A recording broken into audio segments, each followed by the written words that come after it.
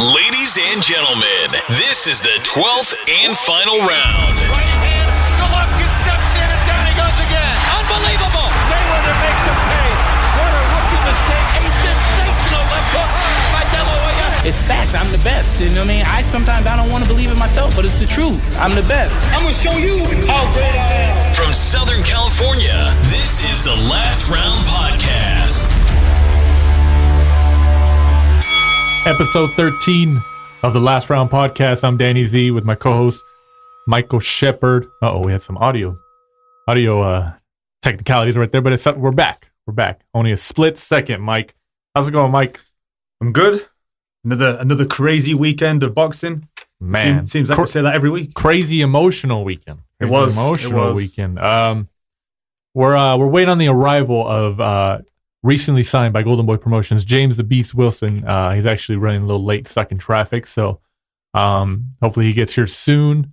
He'll jump in and then we'll get into his interview. But right off the bat, we're just going to go into the reviews of fights. We'll start at MSG in New York on ESPN this past Saturday night. Vasily Lomachenko decisions by unanimous decision. Jose Pedraza and unifies the WBA, WBO lightweight titles at 135 pounds. What'd you think, Mike? Kind of an unusual fight. I kind of thought Lomachenko was going to go in there and really, take it to Jose Pedraza. Kind of maybe even get him out of there. I think I said last week around 6 or 7, but Jose Pedraza is probably one of the best performances we've seen from him so far. Would he get blown out by Gervonta Davis only a few fights ago? I thought Lomachenko would do the same sort of thing to him, make him either quit or take him out. But Pedraza seemed to go in there and actually he used Lomachenko's style against Lomachenko. I noticed that. I noticed that. I was the same way. I think we both picked Lomachenko last week, and I was a little bit surprised in terms of that Lomachenko didn't really get him out of there. I mean, he did almost stop him in the 11th, I believe. So he he almost did, but Pedraza got back up. You got to give it to him in that regard. I was talking with somebody else after the fight, and Lomachenko isn't really like a big guy. No. I honestly think 135 is his ceiling. I don't think he can go to 140. Like, he's fighting bigger guys. These are big guys. Yeah. I think if he goes up to, obviously, at 135, like we just kind of touched on, he struggles to get people out of there. He doesn't have that one-punch power. It's more of an accumulation of punches, where people decide not to come out for the next round because, they're just getting beaten down skill-wise. I was still impressed by it. Like, he still did his thing and how he knocked him down a few times in the 11th. I was still impressed by it, even though he didn't stop him. Yeah, I think one of the problems with Lomachenko is because his record's so good, his amateur record is so good, we've put him up there on a pedestal because I thought the performance was really good, but yet when I was on Twitter looking at what people were saying, people were like, Lomachenko doesn't look so good today. Mm-hmm. And I'm kind of thinking, dude, he's still, like in the 11th round, he annihilated Pedraza. I was kind of surprised that his corner didn't actually throw the towel in that round because Pedraza was just getting beaten on. Yeah. But I think sometimes he kind of gets that negative press because we've put him up there on such a pedestal, and then people keep saying like, he's the pound for pound great. He's going to be, like a one time in a generation. So, when he struggles maybe a little bit, or, maybe to me, Pedraza did well. I didn't think Lomachenko was doing badly. No, not at all. So no, not at all. I think Pedraza did a lot better than we expected. Yeah. But I think Lomachenko's just been, especially having these guys quit on the stool the last couple fights, and now he has more exposure, fighting on ESPN and all that stuff. He's got people accustomed to him stopping guys and just outclassing them and just looking like 10 times better than they do. So when he doesn't, it's just like when Mayweather fought Maidana the first time. Maidana, he fought dirty, but he got close and he lost, but it was almost kind of like a win. Like, Floyd's losing it. He's getting old. And then what happened? They get in the rematch. Like, Maidana got figured out. Yeah. So, Lomachenko still fought extremely well. But, then people compare it to Gervonta Davis's performance, how he stopped Pedraza in just a ridiculous fashion. So Davis stopped him easily. And so, there's comparisons, especially since they're in the same weight range. But no, I still think Lomachenko's ridiculously good, and you know, there's nothing to critique about the performance at all. I was cool with it. Where does Lomachenko go from here? Then he kind of cleared out that division, kind of. I'm glad that he called out Mikey. But I mean, would he have called him out if Mikey didn't have a fight lined up already?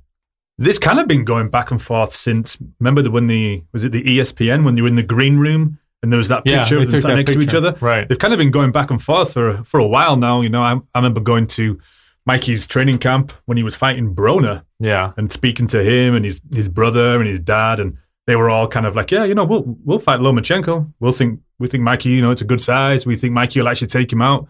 We kind of think we know a good way of getting around Lomachenko's style, you know, his fast footwork. So, I mean, he's already daring to be great, stepping up to 147. So fighting somebody at his actual natural weight category for Mikey, obviously, at 135, I don't think Mikey's going to be scared of him. You know, I think it's a fight that could be made. I think maybe the only thing would be the top rank dilemma from Mikey. If Mikey, for some reason, beats Spence, like, you know, some miracle, I don't think he's going back down. I think he's going to stay at 147 and fight all those welterweights and make all that money. I mean, money-wise and legacy-wise, it would be good, but, you know, I think it's a huge step up. That's a huge if he beats Spence, which a lot of us obviously aren't picking him to beat Spence, but, you know, we'll see how it goes. But, I mean, especially if he loses to Spence, like, he has to. I mean, Lomachenko's probably going to fight one more fight during this time, at maybe March, April, around the same time, to try to keep the same time frame, and then hopefully they fight towards the latter half of next year, 2019. I mean, we'll see, but there's nobody else for Lomachenko to fight. I mean, the only ones I'd like to see him is obviously the Mikey Garcia fight. I'd like to see him the Jorge Linares rematch. Linares has already said that he would come back down a weight division to do that. I can see Linares fight and Mikey going at it, and because Loma went 12 rounds, and as we touched on, Gervonta Davis got Pedraza out of there. Yeah, I wouldn't mind seeing that fight. I could see Tank Davis and Mikey at 135. And Mikey? Yeah. I mean, Tank's a big kid. He's missed weight a couple times already. Mikey's got a belt at 135. He says he can still make it. He still wants to defend it. I mean, I think it would work. Because they both fight under Heyman. Him and Maris isn't official yet, is it? It's not. I don't think so. I don't think it's been signed and signed, sealed, and delivered yet. But I mean, Lomachenko's going to have to. Lomachenko needs those fights more than they need him at the moment because of his limited options. There's only so many people he could fight. I could see him, you know, having a little easy one and fighting someone like Beltran in March because it's easy to make. Yeah, I could see it, but I mean, people are going to be like, come on. A little tick over. Yeah, but we'll see. Going on Saturday night, you know, so it could be the surprise of the year. Could be the surprise of the year. Emmanuel Navarrete decisions Isaac Dogboe for the WBO Super Bantamweight title. Did anybody see this coming? We didn't see. We picked Dogboe last week. We both picked Dogboe, and we couldn't have been more wrong. I didn't see it coming. Looking at Navarrete's record, obviously he never fought outside of Mexico. I think Dogboe, or either Top Rank, you know, obviously picked him, thinking to themselves, you know, it'd be a nice tick over for Dogboe before he fights a bigger name. Later down the line, interviews leading up to the fight, Dogboe was already kind of talking about what he was going to do, how he wanted to be like a Pacquiao and fight in multiple weight divisions, and then, you know, go back and help out the people in Ghana with the money he was going to make, similar to what Pacquiao does in the Philippines. So I don't know whether it was, you know, Dogboe looking past the fight, you know, not having a good training camp, or the fact that he was fighting someone who looked like a giant. Yeah, the reach was he had a huge reach advantage. A huge reach advantage, and that Navarrete, every single punch was like he was just trying to knock Dogboe out. I don't know how he didn't tire throwing so many punches, because even his jab looked like he was trying to knock Dogboe's head off. Oh, yeah. And in some of the rounds, it was kind of getting hard to watch at the end. I think it was maybe the 11th where Dogboe was just taking such a beating. I was hoping that his dad was just going to throw the towel in and just save Dogboe for another day, because his eyes and his face were swelling up really, really bad. And, you know, Dogboe comes across like a nice guy. In all of his interviews, he's a bit of a character. Yeah, he is. So I was hoping they were just going to throw the towel in because he was so many rounds behind that they were just looking for that one-punch knockout, but it didn't even look like it was going to come. I think obviously they just got it completely wrong on the day. Looking at the size difference and the reach, Dogbay just couldn't get inside of him to try and.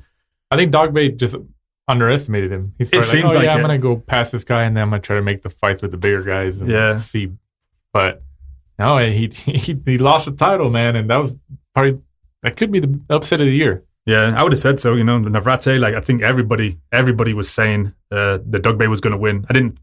On all the podcasts, everywhere I was reading on the internet, I didn't see anybody. I mean, he was a logical choice. Yeah. I mean, but, it is what it is. But I wouldn't be surprised if they make an immediate rematch.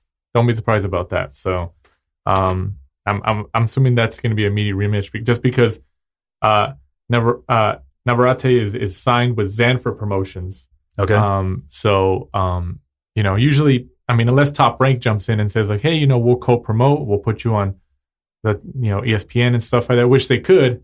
And he's also from Mexico, so that gives him the country of Mexico behind him, and they can build him up. And I wouldn't be surprised about that. Top Rank signs him for maybe 2 fights to see it. Pretty much that's how they got Dogbay. Yeah, because he defeated Jesse Magdaleno. Yeah, exact same thing. They took an option on him. So they could see it. They could probably do this and they're like, oh well, he's from Mexico. He's got a title now. We'll co-promote. Let's build him up. Yeah, I could see that. But I wouldn't be surprised if they have an immediate rematch. So. And that's probably within the next 2-3 months. But yeah, as of right now, that could be upset of the year. I got to remember the other ones, but and then I think it was the opening television belt. Teofimo Lopez improves to 11-0 with 9 KOs as he knocks out in the first round Mason Menard in 44 seconds. Man, what a nasty and Menard's a veteran. Yep, he's a veteran, and he just that straight right hand just. And it's one of those it was like a cartoon knockout.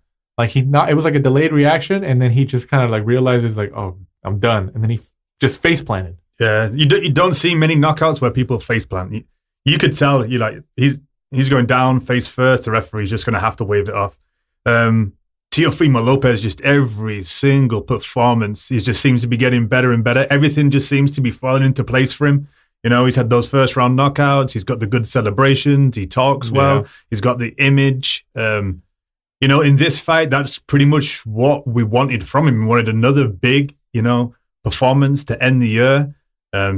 He's probably going to be up there in, I said that we're going to do an end of year review of, performance of the year, young fighter of the year. He's definitely going to be in the list, the category for, young fighter of the year. Didn't he say that he's I think he wants to try to get a world title shot next year. Yeah, and then he was talking a bit smack on Lomachenko, saying he's nothing special. So he's getting himself out there. Definitely, he's using the social media, using his interviews to try and build his profile. He definitely knows what he's doing.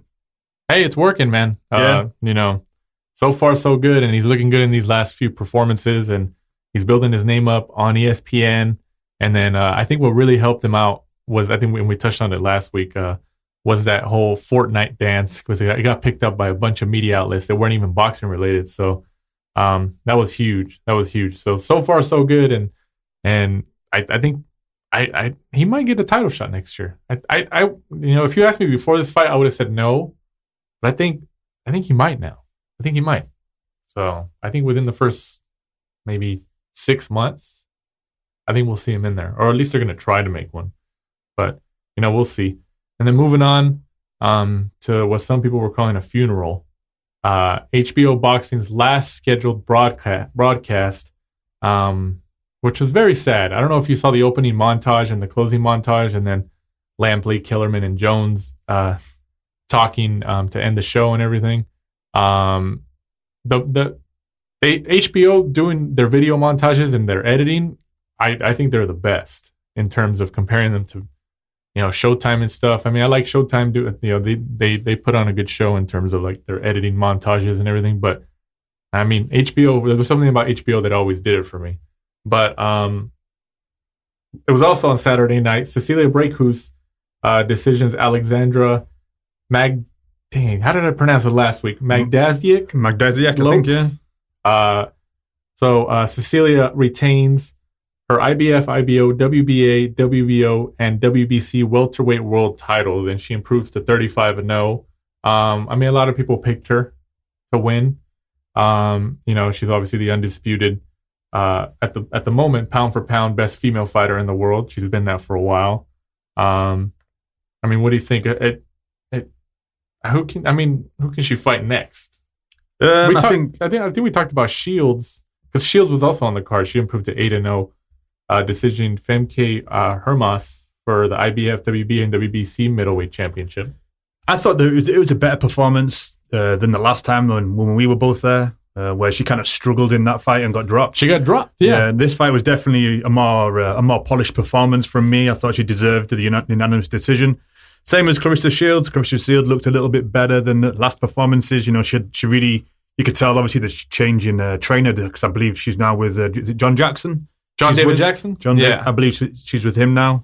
She had a lovely left hook that she was, popping out quite often, trying to take Femke Hermas out of there. Tried to get the stoppage, but just couldn't get it. I believe that Shields has actually been trying to get Cecilia to fight her, but I think they want to try to do it at 154. Yeah, because Cecilia doesn't want to leave the welterweight division, and I think Shields is she's unsure whether she can get down to the 147.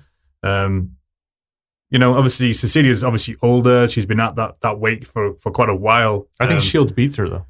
I know. I think that, to be honest with you, I think that's the case. I think Clarissa Shields might be too big, too powerful for him, and obviously the age gap's obviously quite a few years. Like 13 years or something like that. Shields is going to try to make that fight. I think they've already said that it's tentative, or it's supposed to happen in January. February? I don't think Cecilia wants it. No, not that fight. Shields is supposed to fight Lady Hammer. Yeah, that's true. Yeah, so that was supposed to happen actually on this card, I think. Yeah, but it got postponed due to injury. Yeah. So, but I think there's supposedly a written or a tentative agreement for them to fight. She was there. Yeah, she was there. She was there at the fight. So I think once Shields, because obviously I think Shields is going to beat her. If she beats her, then she's going to start calling her out. Like, let's fight. I'll go to 154, and it's me in the middle. So because it was funny after the fight, Cecilia Breakers was kind of trying to change the subject and talk more about fighting Cyborg. Because you remember when we were there last year? Cyborg was there. Yeah. She was there with Shields. She walked to the ring with her. She walked to the ring with Shields, and she had the UFC belt on. She put because when I saw that, I was like, holy crap. I was like, she's here. I was like, that's cool. I mean, hey, they put Cyborg is going to bring a lot of eyes. They know it. They know it. Like, and if Cyborg wins, because they need right now, female boxing needs that one star. They need that one star, like a Ronda Rousey or something. And I think Cyborg at least would bring MMA eyes over, and that's what they need. They want eyes on the female side of the sport. Could you remember when we were there last year and Cyborg was in attendance and she had that T-shirt, Cyborg against Breakers, summer 2019? I could see it happening. Yeah, it seems to be. That's what they're going to do. Cyborg, I remember seeing an interview from that weekend where she was saying that she'd been an MMA champion, she'd been a kickboxing champion, and she now wanted to try boxing and try and be a champion. But where are they going to fight now? There's no more HBO. Unless HBO jumps back in, like, a one-off? Probably wherever, Cecilia ends up, whether she ends up on somebody would pick up the fight. They would. Yeah. But it does, it's because of Cyborg. They'll pick it up. I wouldn't be surprised if the UFC picks it up, like, hey, we'll do it. So, I'm interested in that. And then I thought it was interesting that she walked out Shields, and I was like, what the hell? Because she trains and she's friends with Cecilia Breakers. Yeah. I'm sure I've seen on Instagram that they train together. Which is kind of ironic, but and then moving on to El Gallo Estrada, Juan Francisco Estrada improves to 38-3 with a technical decision in 7 rounds over Victor Mendez. Chocolatito Gonzalez was also supposed to be in Estrada's spot, but of course he had the surgery and they had to get him out of there. But they got Estrada in there, and I like Estrada. He comes to fight. He's been on a couple Superfly cards, so it was an exciting fight. They went at it. They did their thing. I mean, what'd you think? I thought Estrada looked good.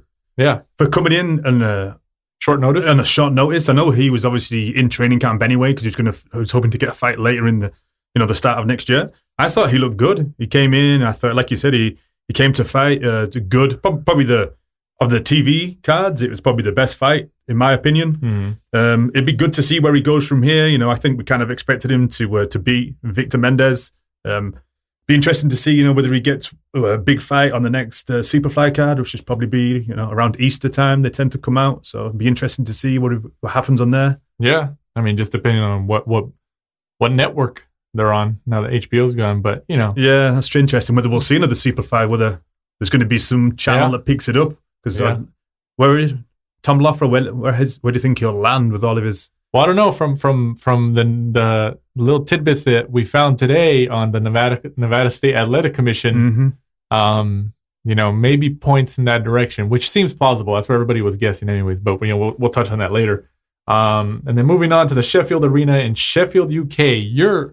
Your home turf over there on DAZN. Kell Brook, excuse me. Where did that come from? Kell Brook defeats Michael Zarafa by unanimous decision by scores of 118-110, 119-109, 117-111. This was a final eliminator for the WBA junior middleweight world title.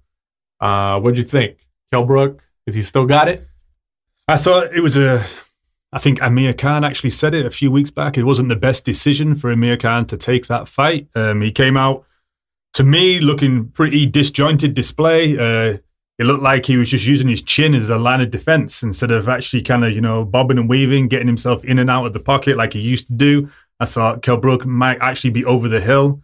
It was a pretty disappointing performance, in my opinion. I think that's what I heard. Yeah, I didn't watch the fight, but I heard it was if anything, that gives Amir Khan a lot more confidence about taking the fight. If Amir Khan actually was, kind of thinking, shall I take that fight because it's a big British fight and he's worried about losing.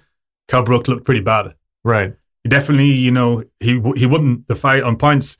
Is now the final eliminator for Jarrett Hurd. I think Hurd will absolutely destroy him. Oh yeah, but I could see, I don't think Hurd would go over to the UK to fight Brook, but it would make that fight a lot bigger if he came over to the UK because more people would show up. Yeah, well, Kell Brook struggled to sell out the Sheffield Arena. They were actually doing, I think it's a company called JD Sports back home in England, where if you spent £75 in the shop, they give you a free ticket to the fight. Oh, wow.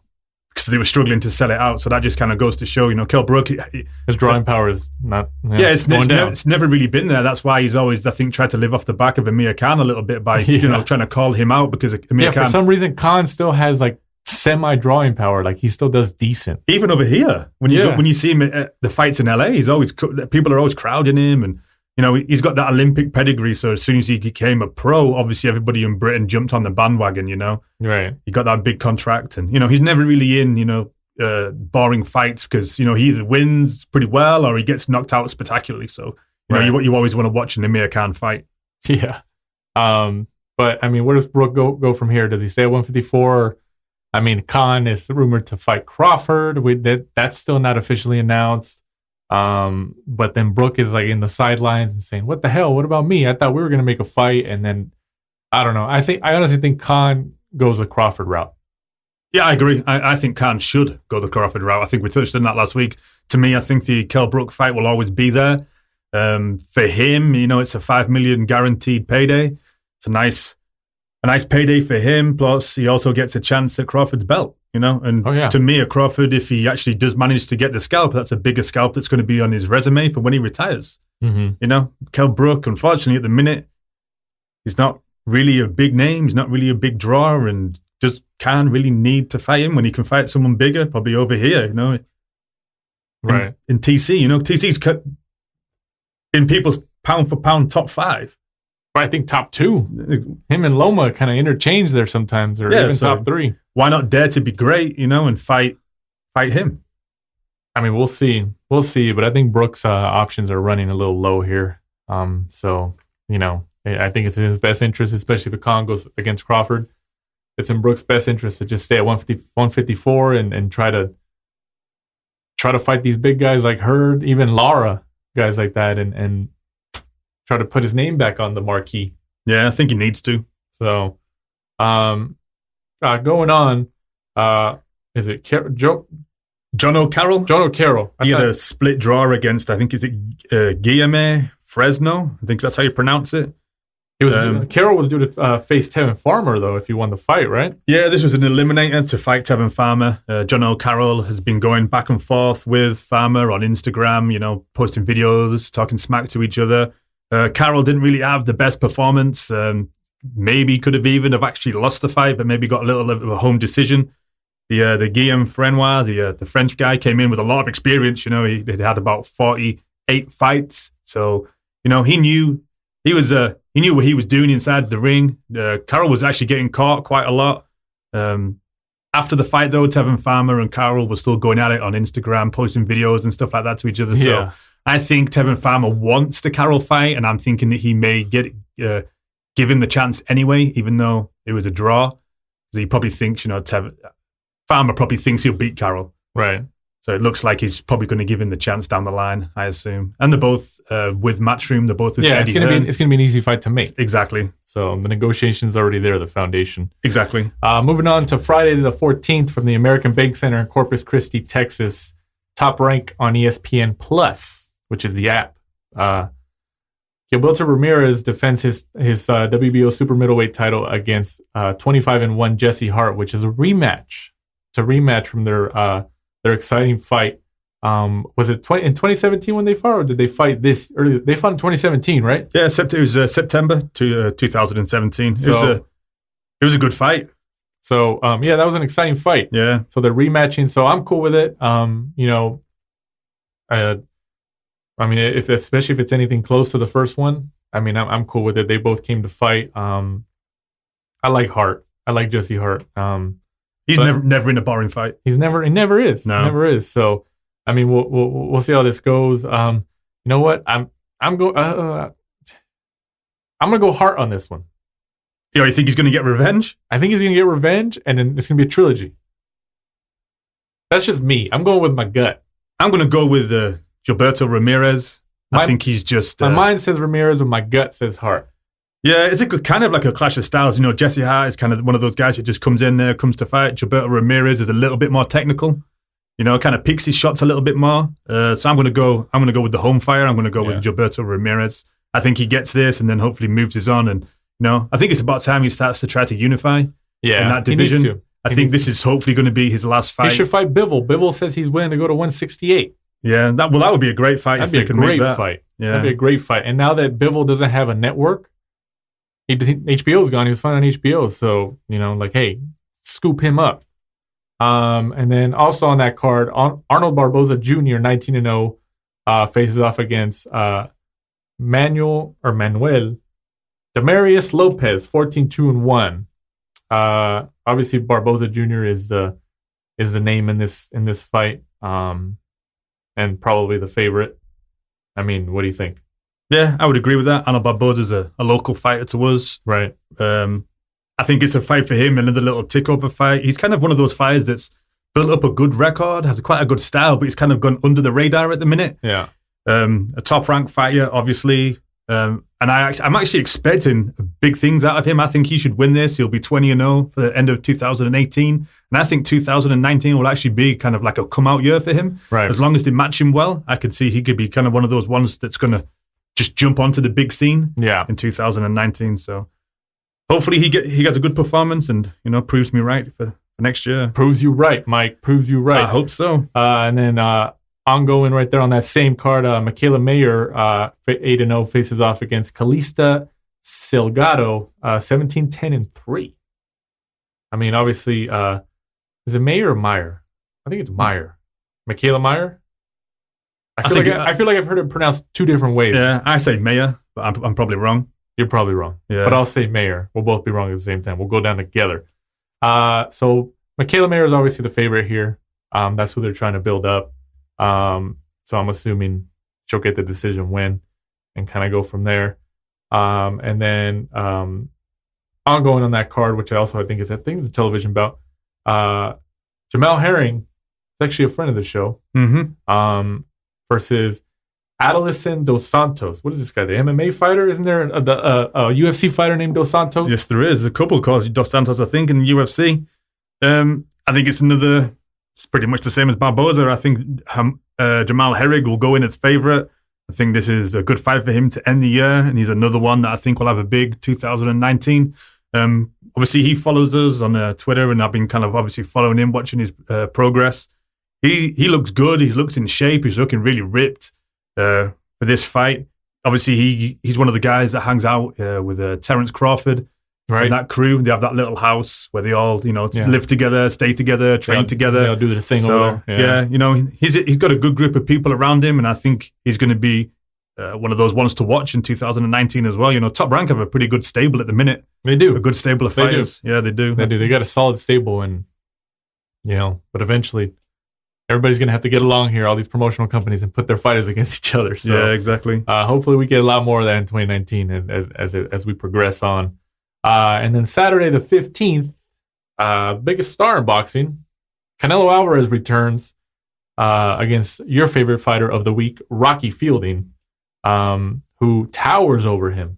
Canelo's moving up to 168 for the WBA regular super middleweight title, fighting for the first time in Madison Square Garden. Obviously, Alvarez is the favorite. This is the first fight on DAZN for Canelo, too. So that's a big deal. I mean, does Fielding really have a chance? He's got a puncher's chance. I think that's about it. Yeah, but everybody's got a puncher's chance. Yeah, I mean, Canelo obviously picked Rocky Fielding to try and get that WBA regular belt. He gets another world championship at a new weight category. Yeah, he beats a bigger guy. Yeah. So I think Canelo got really confident when he was able to fight Chavez Jr.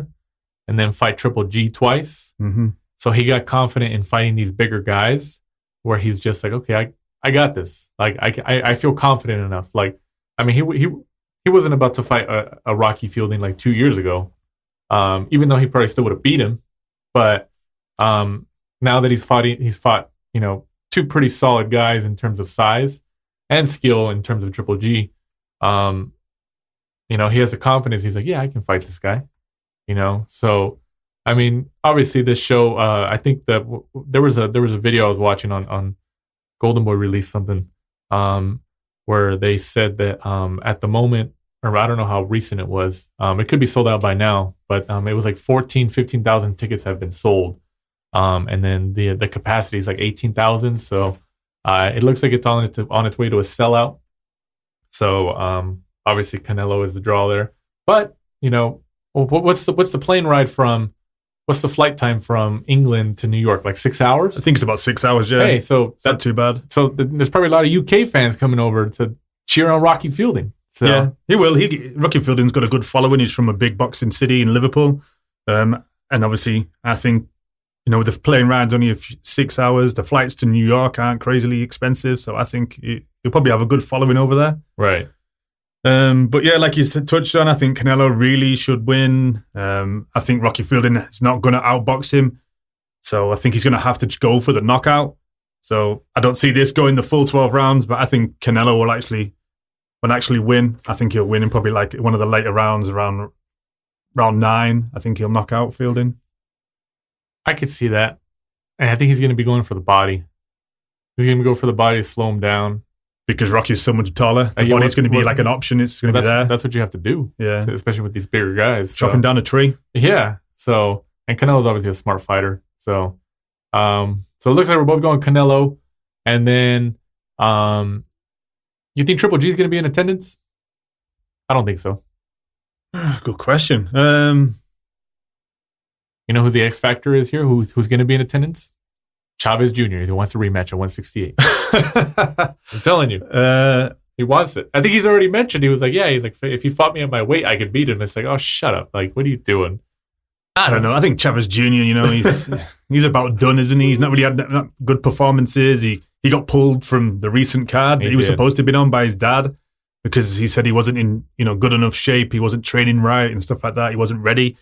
I mean, I don't know. Like what we touched on at the beginning of the show, on the Nevada State Athletic Commission's website, when you go on the commission's website, any respected commissioner, not respected, but any commission site, usually they have a schedule of promoters who reserve the arena in their city or in their state at least.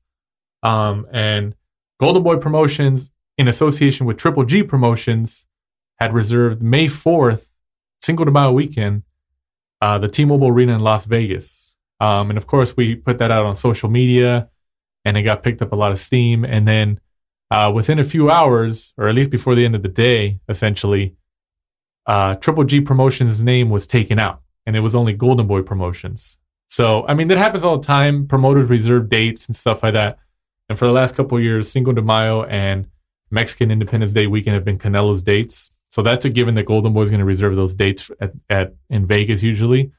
But having Triple G's promoter there, was that a form of viral marketing? Do they know what they're doing? And it said it was going to be a fight on DAZN. So is that saying that Triple G, hey, I'm going DAZN, which makes the most sense for him? Yeah, it was interesting to see that and put that out on social media just to see what people were saying. I saw somebody who even said like, "Oh, this is fake news. Like these guys edited it. Like it doesn't say that." And then I think they were going back and forth with somebody like, "You idiot!" Like they removed it. Like of course, because obviously it get picked up a lot of steam. It got retweeted, liked, and shared and everything. So I'm sure that Golden Boy and some other people saw it. Like, hey, it could, but it's viral marketing. So yeah, like you said, obviously they've I imagine obviously booked the date just in advance, so they don't lose it to somebody else. But it's still the biggest fight out there. Yeah, for Canelo and for Triple G. So yeah. I think we'll probably see a third one, whether we see that in May or whether we see that in September. I think we'll definitely see it. Oh, absolutely. And if it doesn't happen, I honestly think Canelo fights. I don't know. Can he? I mean, because in order to sell out like a T-Mobile arena or at least get close to it, it's a 20,000 seat arena. Like he needs another name. Like, yeah. I mean, Canelo can sell tickets, but like when you need to sell out a big arena like that over here, especially in Vegas, like you kind of need another name. Because I was thinking like he's probably going to fight Demetrius Andrade if he try to unify. But I mean, like Andrade's not going to help sell tickets. I mean, with his titles, yeah, he's got the middleweight title now. But I could see. I mean, if he fought like Billy Joe Saunders, Billy Joe Saunders were bringing over UK fans. Yeah. So I don't know. I mean, we'll see how it goes. But from the looks of it, it looks like Triple G's likely going to sign with DAZN, and Cinco de Mayo weekend, the trilogy. So you heard it here first. You heard it here first. Cinco de Mayo weekend, Canelo versus Triple G 3 on DAZN. And also on that card, Tevin Farmer versus Francisco Fonseca. Tank Davis actually stopped Francisco Fonseca. And him and Tevin Farmer have kind of been, kind of parallel in terms of fighting, but people have always picked Davis or anything. So, I mean, I'm picking Farmer on this one. What do you think? Yeah, I think it's another win for Farmer. He had a good performance last time out. He's a skillful fighter. He just obviously he's another one of those ones he kind of blows a little bit hot and cold. Yeah, But obviously since he's had his world title, made one defense, and obviously he's hopefully going to be fighting another British fighter in John O'Carroll. Yeah. Later down the line, so I picked Farmer to actually finish Fonseca. I think he'd finish him in actually like around round 7.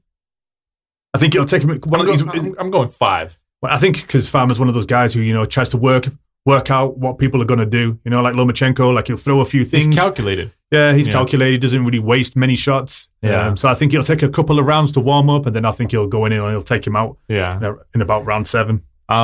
And then we go on to another dangerous middleweight. Even though he has a couple losses, he's still extremely dangerous. David Lemieux, Canada's favorite son, David Lemieux, faces off against Torino Johnson, 20-2.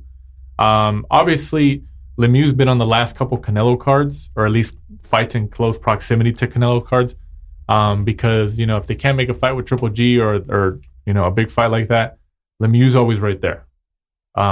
Especially if you put Lemieux in New York, then you can get those Canadian fans that come across. And now that Canelo's fighting in New York this Saturday, he's put his presence there. People have got to see him. If he fights Lemieux, puts his titles on against up against Lemieux in Madison Square Garden again, then you get those Canadian fans, and then you get all the fans that want to see Canelo. So, I mean, like anything, like it's a business in terms of geography. If you put it in New York, that's where you're going to have the best option to make some money, because then you get all the Canadian fans across the border who want to come see Lemieux and they want to see Canelo. So I see that as a plan B option right there. And then moving on, Katie Taylor faces off against Eva Wallstrom for the IBF and WBA lightweight title. Obviously, Katie Taylor is trying to build up her name. I mean, I think she's going to take it. Yeah, I think it should be a win for Katie Taylor. I think another victory for her. I think it'd be unanimous decision. Most women's fights seem to go all the rounds, unfortunately.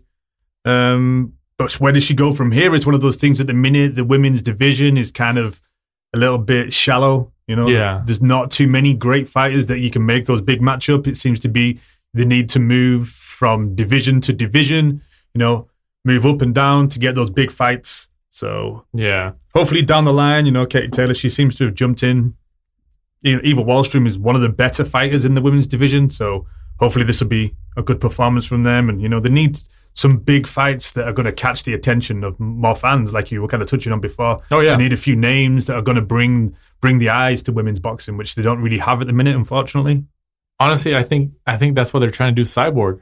Yeah. Cyborg would bring eyes. She'd bring MMA fans. So she's got that name. Yeah. So I mean, we'll see. We'll see how that goes. We'll see how 2019 shapes up for women's boxing. And then we go on to Saddam Ali, 26-2, faces off against Mauricio Herrera. Herrera was supposed to be on the show last week, but he got a little sick. So hopefully we can get him on, like we mentioned in the first quarter of 2019. I think that's a pretty good matchup. I know Herrera is kind of like hasn't really been the same the last couple of years. But Ali's coming off a couple losses and all that stuff. So I think it's a good fight to put them up against each other to kind of see who goes forward here. I'm going Herrera on this one. You're gonna go the local guy? I'm gonna go the local guy. Oh God! I'm gonna go Ali because neither of them have been that active over the last couple of years. Yeah. But I think Ali has just been more active. So I think I'm going to go with Saddam Ali in this. I'd like to pick the local guy in Herrera, but I think I'm going to go with Saddam Ali. Herrera just hasn't been that active, and when he has been, his last couple of fights have been at Fantasy Springs, local to here, and he haven't really been against the biggest names. Obviously his last one being against Soto Carras at the Fantasy Springs when I was there, which actually was kind of a close fight. Yeah, it was. It could have been, could have been a draw, or it could have even have gone in the way of Soto Carras. So I think Saddam Ali has just been in with the better people lately, been more active, which I think is going to go in his favor. Yeah. So we'll see. That's an intriguing matchup, though. I'm excited to see that. And then the next big star Golden Boy. Not of Golden Boy. In boxing. Ryan Garcia, 16-0, faces off against Braulio Rodriguez, 19-3. This is going to be the first fight under the tutelage of Eddie Reynoso and Chepo Reynoso. So I'm really interested to see how he does, how they've been training him, if he puts it to use. Is he going to get in there and try to stick to the game plan, and then is he going to get overwhelmed and go back to his old roots? I mean, what's going to happen? I'm intrigued to see how this pans out. I really am, especially in New York, Madison Square Garden. This is a big deal. This is a big deal. Yeah, I totally agree with you. I want to see how Ryan Garcia has improved over the last since changing trainers. Here he is. Here's the guest, James the Beast Wilson. He made it. James the Beast Wilson. He made it. LA traffic gets us all. Man, about 2.5 hours, baby. It gets all of us. It gets all of us. But he finally made it. He made it right on time. We're just finishing up talking about what happened this week's fights, what's upcoming. But we're glad you made it. So James the Beast Wilson, 7-0, 6 KOs here in the studio with the last round. You just signed with Golden Boy. Tell us about that. How'd that happen? Yeah. So, like past 6 months, I was going back and forth with a lot of different promoters. From Top Rank, freaking. Al Heyman, a bunch of different guys, and everybody gave me the right feel, you know, and I finally went and I met with Robert and a few other guys over at Golden Boy, man, and they were speaking my language. You know, they saw the same vision that I had, and, you know, they just kind of worked out.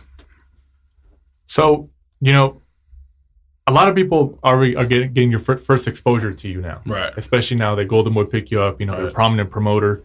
And, you know, we had some people reach out, oh, no, he's legit, like he does his thing. Right. And you even had, you know, at one time or another, you had some type of relationship with the NFL. Can you tell us about that? Yeah, out of college, I actually went overseas first, semi-pro in Poland. I came back. I did the NFL Regional Combine, and I got a call from the Chicago Bears to bring me in a training camp. I went down there and spoke to them, and things was good. And they told me that, well, we don't want you to play running back. Right. You know, they want to move you to defense, like a stand-up end. And I wasn't having it. You weren't having it? Like, I'm a running back. You know what I mean? You made that known. Yeah. Like, you know, it was at a time where the games was shifting from the big running backs to the small, speedy guys. So, you know, at that point, I was just kind of over it, and I wanted to do something different. And I was like, you know what, let me check out this fight thing and see how that works out. So you were what, 2019, 20? I was about 24. 24? About 24, yeah. Did you ever box before then? Yo, before that, I never did any, like, organized combative sports. I did, like, karate when I was a kid, but, yeah, you know, not long enough to stay with it where I was, like, super sharp or anything. Right. Yeah. How did you find the transition, you know, from like kickboxing and MMA to boxing? Because obviously it's a different type of stance. Right. You know, because obviously you're not going to get kicked. Right. So how is that transition? I would stop myself from kicking people.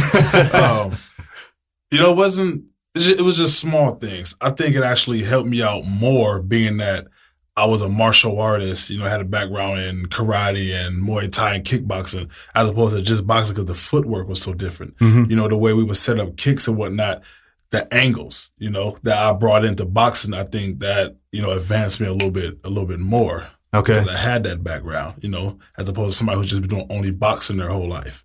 And you're with Fortune in Fortune's gym? Yeah, we're at Fortune Gym, training with Justin. Hollywood, right? Yeah, Hollywood, yeah. And, you know, one thing that's very interesting when we were talking about you before you came on, you were the Los Angeles Times High School Football Player of the Year. Correct. What year was that? This was 2004. 2004. Man, how was that? Like, it was good. I was killing it. I was balling, you know. And that was my thing. What high school were you at? Well, I went to like 6 different high schools. Can't say why. But when I was playing and where I graduated from was Marshall High School in LA. Yeah, so once I got there, that's when I kind of buckled down, you know, my study and my sports in school, and things just kind of took off. You know, I was one of those people who you didn't have to tell to work out. You know, I was self-driven. I was motivated. My goal was to go to the NFL. Right. You know, so I was the person that would be getting all the rest of my teammates up, like, get y'all ass up. We all about to go around. We about to train, about to work out. Yeah. And I was the leader. Yeah. You were also in track and field, right? Yeah, track and field. I was football, track and field, and basketball. I was also all city in track in 100, the 4x1, the 4x4, and the 200. Damn. So I kind of much did it all. You know, I was much lighter than I am now, but how much do you weigh right now? I'm about 250 now. And you were what then? Coming out of high school, I was 190. Okay, so Yeah. pretty big But difference. I still got my speed. Don't You still got it? Yeah. There's people going to be listening. I don't know if he's got that speed. Yeah. Don't let the size fool you. Right?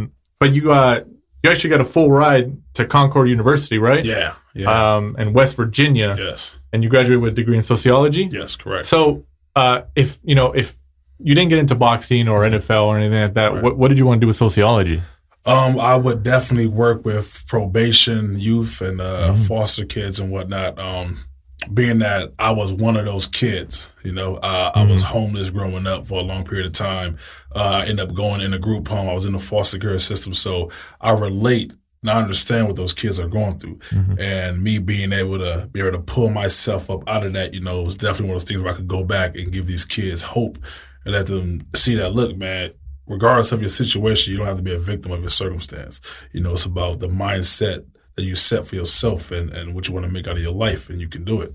How long were you homeless? About 3 years, so from 12 to 15. Man. So at 15 is when I got locked up. I was in juvenile hall for a bit, and they gave me an option. I could go to camp and do 9 months, which camp, you do your 9 months, you get out, you're back in the same situation. Right. Or I could go to the group home and, then I have structure. I don't have to worry about eating. I got 3 meals a day. I ain't got to do out and do the negative things that got me into that situation. So, it was the best decision that I made, and that's what started me on the right track. So would you say sports kind of gave you, like football kind of gave you that organization? Yeah, definitely. It gave me the discipline. Right. It set a tone in myself. Like, for one, you can't play if you don't got your good grades. Right. You can't get good grades unless you're disciplined enough and there to sit your ass down and do your work. So, is that something you instill in the kids that you teach now? Because I'm looking at your Instagram, it looks like you're out there and you're teaching kids, and one of them you teach. Did you do strength and conditioning for a high school? Yeah, I was strength conditioner actually to my old high school that I used to go to. I graduated from Marshall. And same thing, I kicked their ass. And, it's all out of love. It's a love-hate relationship. As long as they know that, man. Like, all right, kicking our ass, but we get it. Yeah, and I still get kids calling me to this day, oh, man, you was a big inspiration in my life. And instilling in me the meaning of being able to work hard, So. Who approached you first in terms of promoter? First, we had DeBella. DeBella was first. And that was when? This was summer of this year. Okay, so very recent. Yeah, summer of this year when everything started to really, really jump off. Like I said, we went through a lot of different people. DeBella, Epic Sports. We talked to Al, PBC. There's Top Rank. It was quite a few. So everybody came at you. Yeah, pretty much. And Golden Boy was the most personable, man. We was just like homie type. You know what I'm saying? Like, and they just got it. Yeah, especially they're LA based. Right. And I'm from LA. I rep the city, you know what I mean? Born and raised. So, it makes sense. Home team, home crowd. And, I fought all over the world, being whether it's kickboxing or Muay Thai, MMA, whatever. But you have to, have your home base and having that backing. I read somewhere that when you win the world title as a heavyweight, he would be the first LA world champion, heavyweight world champion. I think the last person who was trying to do that was, at least Southern California, was Chris Arreola. Because when he fought Klitschko in 2009, that was a big thing that he was trying to get the world championship. So if you could do it, man. Well, it ain't no if you can do it. It's just a matter of time. When you can do it. Verbiage, baby. See, I got it. I said it. You got it. I said it. Yeah. We got to manifest. Right. There it is. When it happens. You know what I'm saying? Definitely, yeah. That's something we talking about, too. We're going to be the first heavyweight LA champion, man. Now, do you have any estimated date when they might? Because, we're assuming they're going to put you on DAZN. Correct. They have the agreement with them and all that stuff, which is great. That's a big platform, especially with Canelo, Anthony Joshua, and stuff like that. Right. So do you have any ETA on the date? What we're looking at now, they're thinking sometime in early February. Okay, so that's pretty fast. So, once they just get through the new year, I'll know more after the Canelo fight. Okay. When we get that out the way, that's a big deal. So, and then we'll buckle down and solidify our date, but it's looking like somewhere in February. Okay. Yeah. Everybody's always asking, like, man. Right. When I know, you'll know. I'm going to knock somebody out, too. Yeah. So, sure. No, but it's good, though, because, now that you're technically with DAZN, Golden Boy, and everything. Yeah. Eddie Hearn has quite a few heavyweights, obviously. Yeah. So it makes it the partnership easier to make cross-promotional fights. Right. So, and I'm coming from all light heavyweights, too. There you go. Let's let that be known. You can make light heavyweight. Could I make light heavyweight? Yeah. No, I'm heavyweight. I'm still heavyweight. Oh, okay. I thought you said you're coming for all light heavyweights, I'm coming too. for all their heavyweights. Oh, okay. Yeah, I was like, dang, you can make light heavyweight? Nah, that's too much. That's a lot. I was going to say, walking around at 250, I don't know about that. Yeah, I was like, dang, he's got a lot of discipline. That'd be sucked up. But, speaking of heavyweight, obviously we just had one of the biggest heavyweight fights the last couple of years. Fury and Wilder, what'd you think? It was a good fight. I will say that it was a good fight. Wilder didn't put his punches together at all, but it's typical of Wilder. He's looking for the one, that one. I think we really saw Fury outbox Wilder this fight. Fury was able to do the big man slickness but honestly, I wasn't impressed with either one. But for the fight, for what it was a good fight. You know, he had his 2 knockdowns. A lot of people think he lost. I mean, it is what it is. But it'll be interesting to see the rematch and how he would change up his game plan. You know, Right. Yeah. What do you think the best heavyweight in the world? James the Beast Wilson. Besides you. Oh, my bad. My fault. My fault. Who's the second? Who's the second? Okay, best? second. The second best heavyweight in the world. You know, I'll probably give it to Anthony Joshua. So you think Joshua beats both Fury and Wilder? Outside of myself. Yeah, I do. Wow. He likes that. He's English. Yeah. There you go. But, you know, well, for one, he's a better, him versus Wilder, he's a better pure boxer Right. than Deontay is for what we've seen. But also he has flaws too. He's also got exposed in the last fight with Pavel. Is it Povetkin? Yeah. Povetkin, I mean, Povetkin's not an easy opponent. Like, he's good. But you're right though. He did show some weaknesses. Right, that he can be touched. Right. So, but again, Wilder doesn't put his punches together. Mm-hmm. So it'll be interesting. But I'll probably take AJ at number 2. How would, without giving away too much, how would you describe your style? I describe it as kind of a lost art. I don't say this for myself, but just from like people, like media being compared to Tyson. For one, there'll never be another Tyson. Period. Point blank. Right. You know what I'm saying? I'm the beast. I'm not Tyson. Yeah. But that style that's similar to his style, nobody does that anymore. It's like a lost art. You know what I mean? And not everybody can do it. I'm very aggressive. You know, I'm the one that's coming forward. There is no dancing, running. We're not going to ride the bike. I'm coming forward and I'm coming to get in your ass. You know what I mean?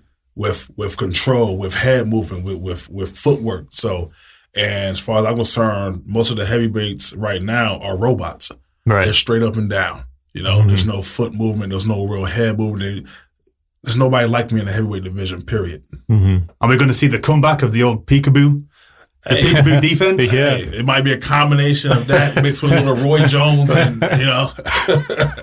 Hey, Roy Jones, man, Mike Tyson and Roy Jones, that's some combination right there. You can't stop that, man. You know, speaking of Roy Jones, I'm assuming, did you watch boxing growing up? Yeah, absolutely. So obviously you're familiar with HBO. Yeah. What do you think about HBO exiting the business? It sucks, man. Like, especially for heavyweights. Yeah. Like, that was the platform. Yeah. HBO boxing. You know, I don't know why they made the decision they made. It was, you know, they was killing the game.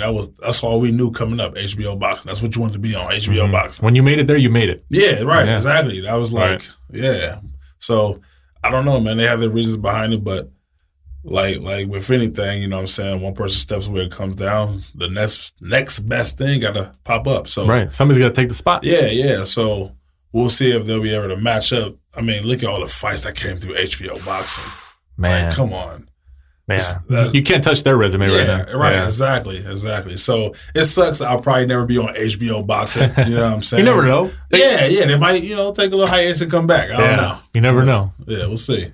How many times are they looking to have you fight next year? We're looking about 6 or 7 times next year. So I'm going to be real busy knocking motherfuckers out. You're going to be real busy. Yeah. Real busy. Hey, which is good though. Yeah. Which is good. Because, you know, it gets your name out there, your record goes up and everything. Right. Yeah, I'm excited. Yeah. I'm excited. Yeah. I think, you know, having you in here today, I can see that you're going to be one of those guys that's going to grab the mic and you're going to be calling people out. You're not going to be quiet. Yeah, because you seem like you're going to have the personality post-fight and even before fight. I mean, because you know it's a business at the end of the day. Right. And you can sell it with your fist, which is great. Right. But if you have a personality, it's even better. Yeah, it's definitely a combination of both. You got people who's really good fighters, but have no character. Right. They're boring. Right. So, yeah, we got both on our side, you know. But outside of that, you know, I'm a very cool, chill dude, man. I'm a father. I'm a humble guy. But when the lights is on, it's a whole different monster. Man. And you said you're what, 250? 250, yeah. About 250 right. and 6 foot what? 6'1". 6'1". Yeah. Okay. Yeah, so are you're not even intimidated by like a 6'7" Wilder or anything? The height you think? Nah. You got that Tyson mentality. You know, I get it all the time. Yeah. Oh, the heavyweight division has changed. It's all giants now. They're all like NBA players. I don't give a damn. That means nothing. I can still touch you. Yeah. So it's better for me, man. I have the leverage. Right. You know, so I'm not intimidated by that at all. I'm excited. Puliev's been doing it the whole time. Puliev's similar. Right. He's short, but he always still gets there and gets on the end of that chin and takes people out. Yeah. And he's only got beaten once. Only Klitschko beat him. Right. And he's short. Yeah. He's short for that division. It's a mindset. If you go in there like, oh shit, then you probably get fucked up. But you're like, I don't give a shit. I'm gonna run through your ass. Yeah. And then guess what happened? All them big tall dudes, they be like riding their bike going straight backwards. And then we touch that chin. So Man. Is there anybody in the division at the minute that you've got your eye on? Have you already set out a plan for 2019 and how you're going to work your way up to somebody like Joshua, Tyson, the Wilders? I'll put it like this. I don't have beef with anybody. Of course not. Nobody in particular. I'm like, oh, I'm going to fuck you up. Of course not. We can start some. Yeah, absolutely. Yeah. You can start it right here in the last round. Well, you know what? I'll just say this. I mean, everybody's going to get it. If you're in the heavyweight division and we end up being matched up, you can get it. It doesn't matter who you are. I don't care if it's from Anthony Joshua down to fucking Joe Schmo, okay? Yeah. Everybody's going to get it. Actually, I'd like to see him fight Jarrell Miller. Oh, man. I get that a lot. Because he likes to talk. You like to talk by the sounds of it. I get that a lot. 250, he's 300. boy. Like 314 or something. Yeah, he's a big boy. We used to fight together in K1. Oh, no way. Yeah. Oh, so you already know him? Yeah, I know. We fought quite a few times here in the States, in Japan. Yeah, it's been quite a bit. So I've known him for years, probably since like 2011. Oh, wow. Yeah. How did it go? Oh, we both was knocking motherfuckers out. Yeah. We didn't fight each other. We was on the same card. Okay. I was going to say, who got the best of who, right? Yeah, we never fought each other in anything. So, Okay. But he's cool. I like Jarrell. Big Baby Miller, man. Yeah. That's an intriguing matchup. I would love to see that. Yeah, that would be good. So where do you see that going? Well, obviously, I'm going to side with the beast. I mean, we know who the first best heavyweight in the world is. Right? Been at Fortune's gym then, and have you sparred many local heavyweights around here? Man, it seems like there's not a lot of heavyweights in LA. Yeah, like where I don't know where they at. Like, got Chris Arreola, obviously, is one that we touched on around this area. Yeah. Dominic Brazil. I think they're over there at Legends. Yeah. Him and Andy Ruiz. Ruiz is there. Yeah. So, but no, me and none of them guys have sparred as of yet. So, do you find it hard to get sparring as a heavyweight? I do. That was, all the way even back to kickboxing. It's been quite difficult to get a solid sparring partner who's consistent and willing to go in there and make each other better. So some people got egos, so they. I don't know. It's weird, man. Yeah. He actually got Deontay Wilder once asked Danny whether he wanted to spar. Yeah. Oh yeah. Yeah. So did Tyson Fury's team. Oh, did he? Yeah, because I'm 6'7". Right. So and I'm like 230, 235. Oh, okay. And so like when I've interviewed them or been around their team, like, hey, we need sparring partners. I was like, oh no, man, like that's your idea. So I should have said yes, but you said how much? I should have. But like you said, it's tough to find big guys or ideal people in the weight class. Right. Yeah. Very. So like. Say like getting ready for someone like Fury or a Wilder, like where do you find that? Yeah, exactly. I mean, Deontay Wilder especially has got a very unique style. Right. Like you kind of touched on, he only really throws like one or two punches at a time. Right. And obviously having that uncoordinated, very unique style is going to be hard to replicate. It's kind of like he did karate. Yeah. He's kind of like all over the place, just throws punches from weird angles. Comes around like that. So I mean, and who wants to get paid to get punched by a 250-pound guy? You couldn't pay me enough money. Right. Hey, Tyson had to pay his sparring partners. He did. He did. I'm sure they got paid pretty decently too. But we appreciate you coming out, James the Beast Wilson, here in the studio on the last round. I know we appreciate you coming out from LA because we know it took you a while to get here. But like we said, you just signed with Golden Boy Promotions. There's a lot of big things upcoming in 2019 for you. I'm sure they're going to keep you busy. Oh yeah, your name's going to get out there. Y'all going to hear about James the Beast Wilson a lot. Yeah, people are going to know your name, right? Absolutely. So whatever you got, you want to promote yourself, Instagram, social media, go for it. Yeah, make sure y'all go and follow the next heavyweight champ of the world, James the Beast Wilson. Follow me on Instagram, James the Beast Wilson. Facebook, James the Beast Wilson. And Twitter, man. You know what I'm saying? Stay tuned. Yo, what's going down, man? For those that don't know or don't believe, y'all about to find out real soon, man. All right. The only mode I know is beast mode or no mode, baby. It's going down. I like it. Champ. I like it. Last word, Mike. Thanks for coming on again, James. I'd like to hopefully get you in another time when we can, do a session just about you, really go over your life. It sounds like you've had, like from being homeless to, being obviously the next heavyweight world champion of the world, the first one from LA. Yes, sir. There it is. Try and get you back on. And, if everybody that's listening, if you could just jump on to Apple Podcasts, give us a quick review, 5-star, hint, give us a 5-star review. That's right. And then obviously we'll be back next week. Hopefully you're going to do the end-of-year review, go over the upcoming fighters, the best cards, the best knockout, and all that sort of stuff in the next week. Yeah. So we'll see you guys next week. This is the last round. Yeah. Thanks for supporting and listening to the show. Follow us at The Last Round 12 on social media. Rate, review, and subscribe. This is the Last Round Podcast.